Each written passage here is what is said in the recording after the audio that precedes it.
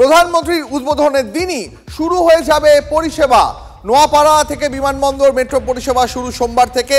কবি সুভাষ বেলেঘাটা মেট্রো পরিষেবা শুরু।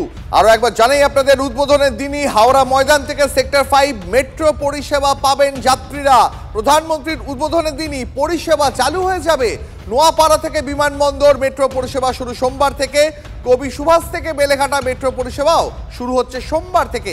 আমাদের সহকর্মী সায়ন্ত রয়েছেন আমাদের সঙ্গে। সায়ন্ত, তার মানে উদ্বোধনের দিন থেকেই হাওড়া ময়দান থেকে সেক্টর 5 মেট্রো পরিষেবা মিলবে।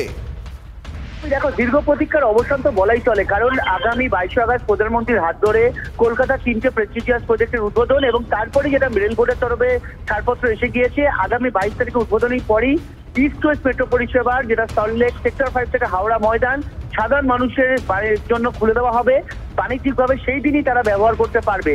একই সঙ্গে নোয়াপাড়া কলকাতা বিমানবন্দর এবং কবি সুভাষ থেকে বেলেঘাটা, সেটা সোমবার থেকে সাধারণ মানুষ ব্যবহার পরিষেবা নিতে পারবে।